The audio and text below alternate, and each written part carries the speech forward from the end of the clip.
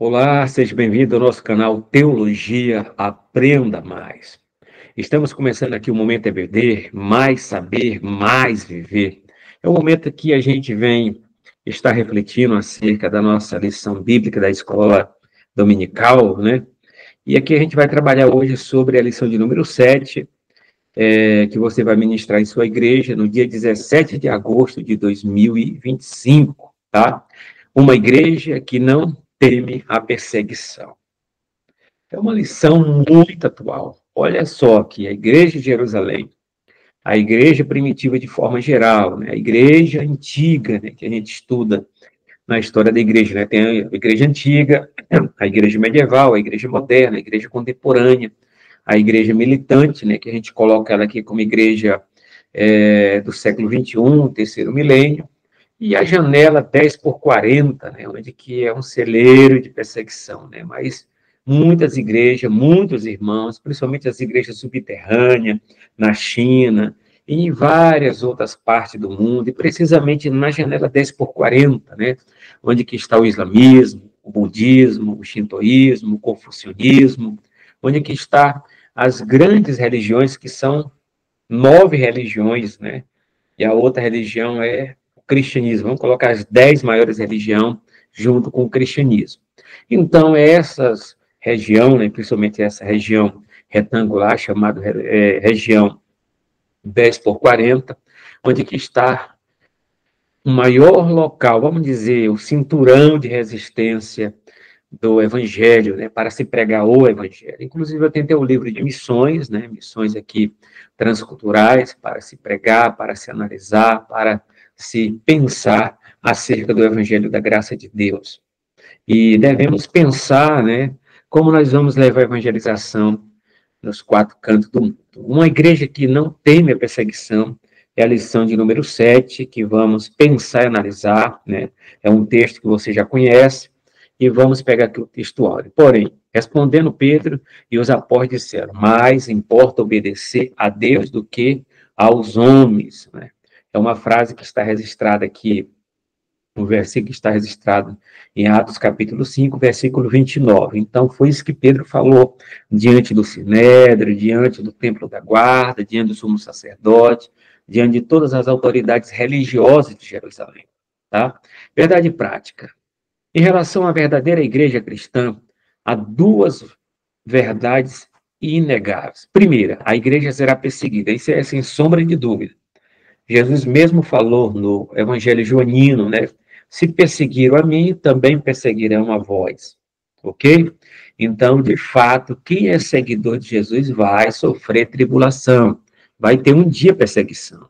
Hoje, aqui no Brasil, a gente tem a chamada tolerância religiosa, liberdade religiosa, da qual a gente não sabe até quando, né, que vai ocorrer essa liberdade religiosa. Então, 2, Deus a protegerá. Isso fica registrado lá em Mateus 16, 18, né? Que as portas do inferno não prevalecerão contra a igreja do Senhor, né? A tradução seria a porta do Hades, da morte, do reino da morte, não prevalecerá contra a igreja. Por quê? A igreja tem dono, e o dono é Deus. Fica uma resposta aqui para você, diante da perseguição, principalmente que a perseguição lá dos fariseus, encabeçada por Saulo, que quando, lá no capítulo 9, que Lucas registra no livro de Atos, né, o Senhor Jesus apareceu para Paulo e teve aquela fala, aquela expressão, né, Saulo, Saulo, né, Shaul, Shaul, por que me persegues? Né? Você vê que ele já fala, por que me persegues? E você vê que Saulo está perseguindo a igreja. Se Saulo estava perseguindo a igreja, Saulo, paradoxalmente, né, estava perseguindo o Senhor Jesus, que é o dono da igreja, é o cabeça da igreja, é o noivo da igreja, ok? Então, o primeiro, a igreja será perseguida. Segundo, Deus a protegerá. Isso é fato. Vamos lá. Bom, eu coloquei esse gráfico aqui, né, que está na sua leitura, eu achei ele muito bom, né, até para você predicar, fazer um sermão expositivo, né, um sermão textual, está muito bom, leitura bíblica em classe. A segunda-feira, João 16, 33, a igreja, a perseguição na rota da fé cristã, né, Na quarta-feira, terça-feira, você vai trabalhar 2 Timóteo 3:12, a perseguição como marca do viver cristão piedoso. Na quarta-feira, você pode estar lendo aí, 2 Coríntios, capítulo 4, versículo 9, mantendo o ânimo em meio à perseguição. Na quinta-feira, você pode estar lendo Atos, capítulo 4 e 13, mantendo a ousadia cristã. E na sexta-feira, você pode estar lendo aí também Atos 16 e 25, que diz, adorando a Deus mesmo em perseguição. Isso que a igreja primitiva, né, a igreja realmente que sofreu perseguições, lutas, né, até diante das tribulações, eles adoraram a Deus. E no Shabat, né, no sábado, você vai ler aí Atos capítulo 12, versículo número 5, perseverando em oração em meio à perseguição, né? Está muito bem trabalhado. A leitura bíblica em classe que você vai trabalhar com a sua classe, você vai fazer uma exegese, né? E, de fato, já está sendo feita já uma exegese pelo nosso comentarista, o comentarista pastor José Gonçalves, né? Que ele trabalha todo um comentário, né? Toda essa exegese, essa extração do texto, em Atos capítulo 5, versículo de número 25 a 32 e o 12, 1 e 5, ok? Você vai ler aí junto na sua leitura devocional e com a sua igreja também, ou com a sua classe de escola dominical. A introdução, né? A introdução. Desde o início, a igreja enfrenta oposição e perseguição. Por sua própria natureza, a fé cristã traz sobre si a rejeição e a perseguição. Isso porque a fé cristã, por defender princípios exclusivos, muitas vezes se choca com valores seculares e mundanos. Foi assim no primeiro século e é assim ainda hoje. Contudo, devemos destacar que a igreja não está sozinha nem abandonada no mundo.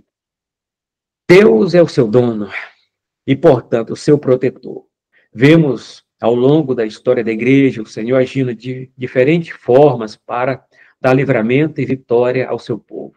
Assim, nessa lição, veremos como Deus faz isso capacitando e empoderando seu povo para viver no meio de um mundo hostil, né? O mundo jaz do maligno. Então, a palavra-chave dessa lição vai ser perseguição, né?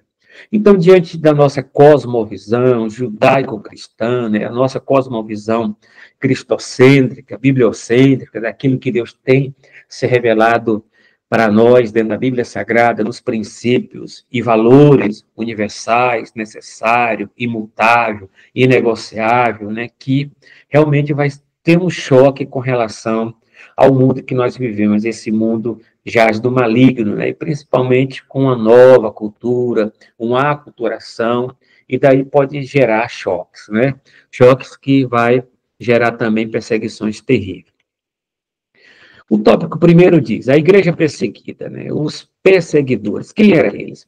Na Bíblia vemos que as autoridades religiosas na época dos apóstolos começaram a se opor à igreja. Atos capítulo 5 menciona 3 grupos. Primeiro, o sacerdote. Segundo, os saduceus. E o terceiro, o capitão do templo, né? Que a gente vai ver quem são eles, né? Os saduceus eram um grupo muito influente, com grande poder político e religioso. Eles tinham apoio do sacerdote e dos anciãos. E dentro dessa classe religiosa eram os mais poderosos. Esse grupo já havia tentado atrapalhar o ministério de Jesus várias vezes, né? Criando dificuldades sempre que podia, né? Sempre que podia. Então, aqui, vamos fazer uma fala aqui sobre o sumo sacerdote, né? Nós sabemos aqui que tem um sumo sacerdote, tem um capitão do templo, né? Que é um sacerdote, né? Que é um sacerdote com poder de polícia, né? Que tem viatura, vamos dizer assim, né? Tem guardas, soldados, né? E principalmente para chegar e dar voz de prisão. E também agora ele citou também a questão do grupo, né? Vamos dizer, desse grupo sectário, né? Desse grupo que está, vamos colocar assim, dentro do judaísmo. O que é o judaísmo? O judaísmo é a religião de Israel. Dentro do judaísmo estava subgrupos, né? Subgrupos, escolas de interpretações, correntes de interpretações, né? Até que aparece o nome sectas, né? Sectas, né? Sectas que significa seita, né? Que significa grupos, partidos, partidários e etc. Então, nesses grupos que estavam aqui dentro da religião maior, que era o judaísmo, que é a religião de Israel, que tem um livro sagrado chamado Tanakh, né? Tanakh, que é a Bíblia hebraica, que é o nosso Antigo Testamento, porque para os judeus eles não têm Antigo Testamento. Então, de fato, você vê que dentro da religião maior, que é o judaísmo, estava um grupo chamado saduceus, né?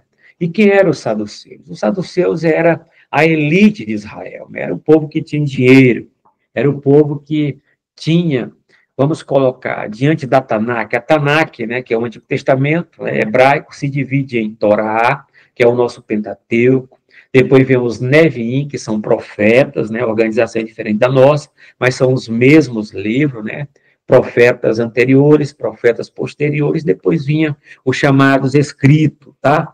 Então, nesse caso aqui, os saduceus só tinha da Tanakh, né, do Antigo Testamento, só tinha a Torá, os 5 primeiros livros de Moisés, que nós chamamos de Pentateuco. Os demais eles excluíam, né? E eles também eram racionalistas, eles eram devotos, vamos colocar dessa maneira, né, da filosofia de Epicuro. Epicuro, na verdade, é filosofia epicurista, né? Que foi uma filosofia do século III a.C., uma filosofia grega, né? Que vem lá do jardim de Epicuro, né? Então, Epicuro e a filosofia dele era materialista, porque ele baseava a sua filosofia também em outro filósofo pré-socrático chamado Demócrito. Então, ele era materialista. Como todo, os saduceus, né, que bastante tinha reflexão nessa filosofia materialista de Epicuro, você já deu para notar também na prática e observar o que eles negavam. E você vê o seguinte, o racionalismo, eles eram racionalistas. E diante do racionalismo, não há lugar para o sobrenatural. É por isso que eles negavam a ressurreição, negavam a existência de anjo, que é do mundo espiritual, negavam a existência de demônio, que é do mundo espiritual, que negava todo o sobrenatural, porque eles eram racionalista, materialista, e só tinha o Pentateuco, a Torá, que são os 5 primeiros livros de Moisés. Então, era um grupo muito influente dentro do judaísmo, era um grupo que também fazia parte também da alta sociedade, era uma sociedade bastante com dinheiro, e aqui também tinha outro grupo também dentro da religião maior também, que era o judaísmo, os fariseus. Só que os fariseus era diferente dos saduceus. Por quê? Eles acreditavam de todo o Antigo Testamento, de toda a Tanakh, né, de toda a Bíblia hebraica. Eles acreditavam na Torá, nos Neviim e nos Ketuvim. Então, todo o Antigo Testamento. E também os fariseus acreditavam em anjos, espírito, ressurreição e outras coisas do mundo sobrenatural. É por isso que Paulo, né, se coloca como fariseu lá na carta aos Filipenses, ok? E aparecia outro grupo também, tinha os Zelotes, que era um grupo de terroristas, sicário, tal, e etc. E outro grupo que aparecia era o grupo dos essênios, né? Então tinha 4 grupos. E depois, lá na frente, também estava falando que o próprio cristianismo, né, que era o grupo dos nazarenos, e dizia que o cristianismo era mais uma seita do judaísmo. Até os romanos pensavam também dessa maneira, mas depois a já foi caindo e deixando para lá. Mas se tratando dos saduceus e dos fariseus, são 2 grupos, né, que fazia parte do Sinédrio. O Sinédrio era comandado pelo sumo sacerdote, que era o presidente do Supremo Tribunal Federal, lá dos judeus, né? Então, esse Supremo Tribunal Federal dos judeus aí, que é o Sinédrio, era composto de 71 membros, né? Com o sumo sacerdote. Então, era composto de saduceus, em grande maioria, e também era composto também de fariseus, também em uma boa quantidade de pessoas, tá? Só na época lá de Jesus tinha mais de 6.000 fariseus, 400 e poucas sinagogas de várias regiões. Então aqui nós temos aqui a questão dos saduceus que não acreditavam em ressurreição, tentaram colocar em xeque Jesus na doutrina da ressurreição e Jesus realmente ensinou a verdadeira doutrina da palavra de Deus para eles, ok? Então, aqui nós temos também os anciãos, que era conselheiro, que era aquelas pessoas que trazem a reflexão, tanto no sentido político, no sentido social, no sentido até mesmo religioso.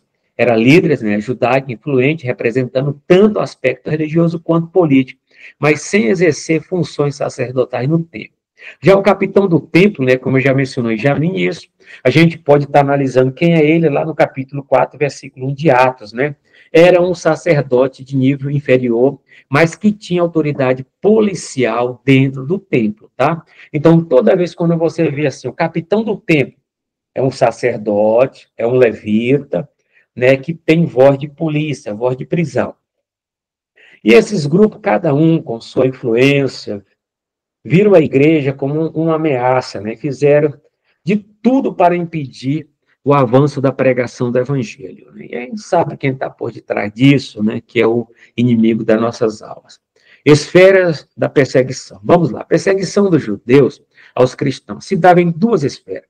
A religiosa, claro que isso aí sempre é a nível de um mundo também, né? A maioria das perseguições que estão aí por fora, no continente africano, no continente asiático, no continente europeu, é da esfera religiosa, com essas grandes religiões que eu falei aí, mas também vem também de outra esfera, né? A questão política também, né? Política também. E por vezes a mensagem de Cristo como ameaça e a política, né? Os romanos procuravam aumentar o capital político com os judeus, ok? Então, nós temos as perseguições intelectuais, que a gente fala até na história da igreja, na história do cristianismo, perseguições intelectuais, perseguições físicas, né? As perseguições intelectuais era, como exemplo, né, que eu posso dar, as perseguições intelectuais era quando a igreja, né, da defesa da Santíssima Trindade, né, da Santíssima Triunidade de Deus, e de lá tinha aquela perseguição intelectual, se dizer que adorava um Deus de três cabeças, se dizer que se adorava um asno, né? Aí daí que se levanta os pais da igreja para escrever os seus lecionários, escrever as suas defesas de fé, explicando para as autoridades romanas e aqueles ao qual perseguia, né, que a doutrina da Trindade não era um Deus de três cabeças, mas era um Deus que subsistia em três pessoas, Pai, Filho e Espírito Santo. E assim os pais da igreja, né, que eram pastores, teólogos, fizeram essa defesa diante dessa perseguição intelectual. A outra questão também são as perseguições físicas, né, diante do Império Romano, que se deu ferrenhamente. Mas na época do imperador Antonino Pio, né, teve uma perseguição muito grande, e foi local. Tem as chamadas perseguições do Império Romano local, as chamadas perseguições do Império Romano de forma geral, em todo o globo terráqueo. Ok? Então, nessa época da perseguição do imperador, o imperador Pio, né, Antonino, Justino Mártir, né, que era um grande pensador, um filósofo que se converteu à fé cristã, escreveu uma carta para o imperador perguntando, né, por que aquela perseguição que estava acontecendo do império contra a igreja. E ele relata na carta dizendo que os cristãos eram os melhores cidadãos do Império Romano, pagavam seus impostos, não dava problema diante da sociedade, da polícia, e eram os melhores cidadãos romanos da época. Então, assim ele escreveu e foi escrevendo, né, os demais pais da igreja, que são escritores, teólogos, a defesa da fé cristã. A perseguição dos judeus aos cristãos, né, se dava na esfera isso aí, política, né, e religiosa, que sempre foi. E a primeira perseguição da grande Jerusalém é através de quem? Através dos saduceus. Os saduceus aparecem aí, e as outra perseguição maior que vai ter, que vai espalhar a igreja, né, que parte lá do capítulo 7, com a morte de Estevão, né, a morte de Estevão. Aí depois vem no capítulo 8, né, na perseguição de Saulo, que são fariseus. Então, na esfera religiosa, Lucas registra que os religiosos judeus prenderam os apóstolos. Né? À medida que os cristãos testemunhavam da sua fé, com o poder ganhava mais e mais a admiração popular. Muitos já haviam aceitado a fé cristã. Esse número continuava crescendo. Né? Você pode ver que todo dia tinha almas se convertendo. E todo dia tinha batismo em águas. Né? Isso bastante mexeu, né, perturbou, trouxe perturbações às autoridades políticas, às autoridades civis, às autoridades religiosas, precisamente a principal religião lá, que é o judaísmo, né, junto com o Supremo Tribunal Federal, que é o Sinédrio, né? Então, isso aí causou bastante um choque, né, uma colisão. A inveja também tomou conta, né? A inveja aqui está como uma das obras da carne, né? Uma das questões também do pecado de Satanás. E, portanto, provocou a ira desses líderes, né? Enquanto a igreja crescia, o velho judaísmo farisaico regredia, né? Então, é a questão do pano novo em remendo velho, né? Colocar vinho novo em odre velho. Mas o doutor Martinho Lutero, pai da Reforma Protestante, falou que o cristianismo é o verdadeiro vinho novo, né? Então, aqui está a questão muito bem trabalhada. A esfera política. Em Atos 12, vemos que a perseguição se dá na esfera estatal. E é de natureza mais política na esfera pública, né? Ali o rei Herodes, um dos governantes que representava o Império Romano na Judéia, mandou executar Tiago, né? E prendeu o apóstolo Pedro. Sabendo que Pedro era um líder, né, de destaque entre os apóstolos, queria com isso aumentar o seu capital político perante os judeus que se opunham a ele. Aqui está a figura de Herodes Agripa, né? Herodes Agripa I, aqui nessa época aqui, que lançou mão em Tiago, né? Depois mandou prender Pedro também, realmente para, vamos dizer, ter menos uma exaltação política dos judeus na pessoa dele. E até mesmo ele vai ser comido de bicho, né? Porque ele se considerava um deus. Assim diz a carta ou o livro de Eusébio de Cesareia, História Eclesiástica, né? Que dá mais os detalhes, né, do final da vida dele. Mas o livro de Atos também fala, né, sobre a questão também dessa exaltação que ele tinha. Ok? Então tá aí. A primeira perseguição, a perseguição religiosa, né? A perseguição religiosa prende os apóstolos e fala para os apóstolos parar de pregar, né? Não mais mencionar o nome de Jesus, mas mesmo assim eles saíram e voltaram a pregar, voltaram a ensinar a palavra de Deus. E você vê que também é o seguinte: quando Pedro e João chegaram ao templo para orar, eles foram até pela porta formosa. Aí, como a gente já falou, e vocês bem conhecem, a questão lá do coxo, lá que sempre colocava a porta dessa, da entrada do templo, né, onde que eles pediram esmola, Pedro falou que não tinha nem ouro nem prata, mas o que ele tinha, ele dava para aquele mendigo, né, levanta e anda em nome de Jesus. E assim aconteceu o milagre. O coxo, né, o aleijado, o ex-aleijado começou a testemunhar, pregar, falar, e isso bastante incomodou as autoridades, trouxe muitas invejas diante do crescimento que a igreja vinha tendo no nome santo de Jesus e na pregação do evangelho.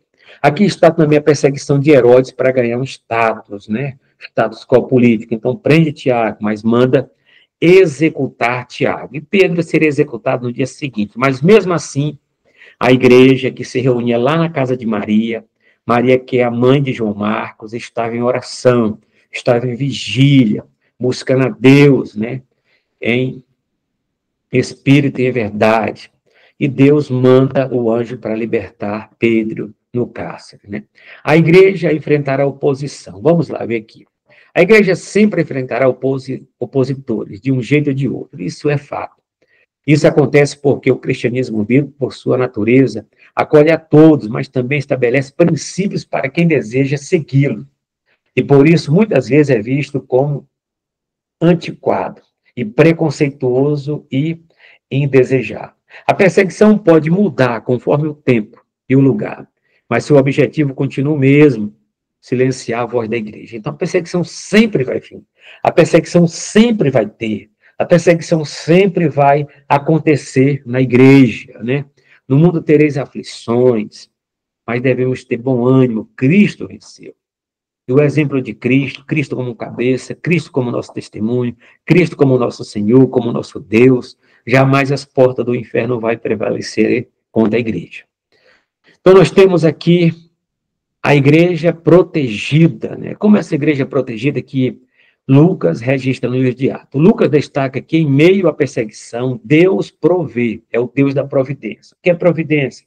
A suprema sabedoria com que Deus conduz todas as coisas. Então, Deus provê livramento para o apóstolo. Deus sempre vai prover de uma maneira ou de outra. Ou em nos levar, ou de nos libertar. No caso de Tiago, o que aconteceu? Deus levou Tiago, mas no caso de Pedro, Deus queria que ele ficasse mais um pouquinho ainda na terra. A igreja não era apenas perseguida, mas também protegida. Aqui a igreja contou com a presença de anjos, olha lá, né? Seres de natureza totalmente sobrenatural, né? Os anjos são espíritos ministradores a serviço daqueles que vão herdar a salvação. Então, anjo, né? A gente estuda anjo numa disciplina de teologia sistemática, né? Que é chamado angelologia, que fala da natureza dos anjos, da criação dos anjos, né? Que fala de toda a organização dos anjos e o propósito que esses anjos têm diante da igreja do Senhor. Ok? Então, o que nós temos aqui? Não é incomum a presença de anjos no livro de Atos. Eles estiveram presentes na libertação de Pedro da prisão, né? Conforme Atos capítulo 12, versículo 7. Com Filipe em sua missão evangelística, Atos 8 e 26, em missão na casa do centurião romano Cornélio, também naquela visão que ele teve, quando ele estava em jejum, estava em rogos, né, diante de Deus, né, em prece, também ele teve a visão do anjo, Atos 10 e 33. E com o apóstolo Paulo em alto mar, né, quando estava aqueles 276 tripulantes, né, e Paulo estava em oração quando o anjo falou que nenhuma daquelas almas ia se perder, né, conforme está registrado em Atos 27, 23 e 24. Então a Bíblia diz que eles estão a serviço daqueles que vão herdar a salvação, né? Isso está registrado em Hebreus 1 e 14, né? Então Deus tem os seus agentes, porque a palavra anjo significa mensageiro, né? Mensageiro. Então, aqui está uma ocasião muito propícia, um objetivo, né, que tinha a igreja, né? E Deus realmente coloca os seus anjos para estar trabalhando, né? Outra questão, a intercessão da igreja. Onde que estava a igreja? Em Atos 12, 5, diz que a igreja fazia contínua oração por Pedro. O mesmo texto bíblico que mostra um anjo no cenário da libertação de Pedro também revela a igreja como agente ativa nessa libertação. Não teria sentido Lucas destacar o papel da igreja intercedendo por Pedro se isso não tivesse nenhuma relevância, né? É evidente que Deus é soberano e age como quer e quando quer, né? Mas a igreja estava orando. Deus é soberano, mas sempre tem aquela questão, né? Soberania divina e responsabilidade humana, né? Então nós sabemos que a questão da oração é mandamento, devemos orar, devemos ler a Bíblia, devemos buscar, devemos acreditar, e foi isso que a igreja de Jerusalém fez lá na casa da mãe de João Marcos, chamada Maria, orou, e o anjo foi lá libertar Pedro. A morte de Tiago, irmão de João, é mencionado anteriormente, não temos uma explicação no texto bíblico do porquê Tiago não foi libertado. Contudo, esse evento certamente causou um impacto na igreja, claro que foi, né? Levando a orar ainda mais fervorosamente por Pedro. Deus respondeu à oração da igreja e libertou Pedro. Então, é a questão seguinte, a missão de Tiago, claro, chegou o dia da ceia dele, e isso está totalmente na vontade soberana de Deus, Deus sabe fazer do jeito que ele quiser fazer, da maneira que ele vai agir, e assim levou Tiago e também libertou Pedro conforme a sua vontade, ok? Então, esse mistério nós não temos resposta, mas de qualquer maneira, a nossa vida não é para ficar aqui eternamente, mas sempre para partirmos para Deus e quando chegar a nossa senha, né? O valor da oração, né? A oração é como oxigênio, né? Faltou o oxigênio, todo mundo morre. Então, essa passagem bíblica, assim como muitas outras, mostra o grande valor da oração. Enquanto os cristãos oravam, o lugar em que estava tremeu, né? Isso está registrado lá no capítulo 4, 31. Quando Paulo orava, teve uma visão com Ananias de Damasco, orando pela cura dele, né? Enquanto Cornélio orava, um anjo se apresentou a ele. Os apóstolos oravam para que os cristãos fossem batizados no Espírito Santo, que está registrado no capítulo 8 e 15, né? Não podemos subestimar o poder da oração. A conhecida frase, muita oração, muito poder, pouca oração, pouco poder, ainda assim, ainda continua atual a frase, né? Então, a igreja destemida, né? A igreja destemida, testemunho com poder. Então, logo foram libertos, os apóstolos começaram a testemunhar de sua fé. De nenhuma forma se sentiram intimidados. Estava capacitado pelo poder do alto. Não é por acaso que o livro de Atos já foi denominado pelos antigos, né, escritores de Atos do Espírito Santo, né? É por causa da grande manifestação e do exercício que o Espírito Santo faz no livro de Atos, ok? Vemos o Espírito Santo operando por todo o livro, mesmo quando seu nome não é mencionado. Ele é a fonte de poder da igreja.